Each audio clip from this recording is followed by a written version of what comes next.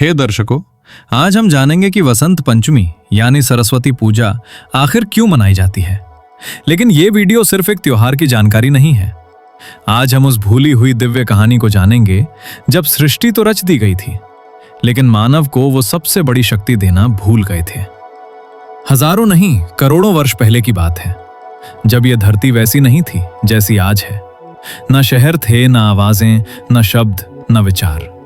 चारों ओर बस शून्य था, और उसी शून्य में एक महान रचना शुरू होने वाली थी। तीन शक्तियां एक साथ खड़ी थीं। ब्रह्मा सृष्टि के रचयिता, विष्णु पालन करता, महादेव संहार और संतुलन। तीनों मिलकर एक नई दुनिया की रचना कर रहे थे। धरती बनी, आकाश फैला, पर्वत खड़े हुए, नदियां बहीं, पेड़ उगे, पशु आए, कीट पतंगे रेंगने लगे। फिर मानव की रचना हुई। सुंदर देह, आंखें, हाथ, हृदय, सब कुछ था। देवता संतुष्ट थे, पर तभी एक अजीब सी खामोशी छा गई। मानव चल तो रहा था, लेकिन जान नहीं रहा था। देख तो रहा था, लेकिन समझ नहीं रहा था। वो आग देखता था, पर उपयोग नहीं जानता था। वो आकाश देखता था, पर उड़ने का सपना नहीं था। वो जीवित था, लेकिन चेतन नहीं था। ब्रह्मा जी ने ध्यान लगाया। उन्होंने मानव को देखा और उनकी भौहें सिकुड़ गईं। उन्होंने कहा, हमने शरीर दे दिया, पर आत्मा को दिशा नहीं दी। विष्णु जी मौन थे।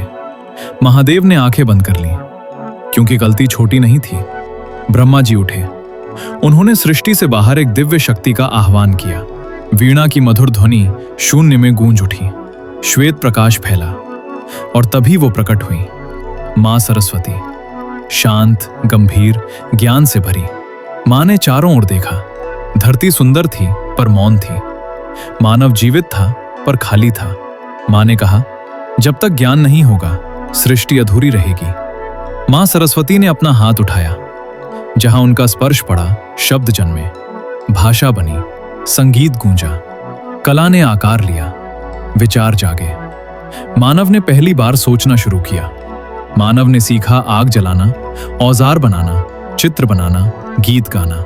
पीढ़ियां बदली, गुफाओं से निकलकर घर बने, ज्ञान बढ़ा, कला बढ़ी, और आज वही मानव आकाश में उड़ता है, अंतरिक्ष तक पहुंचता है, ज्ञान लिखता है, संगीत रचता है।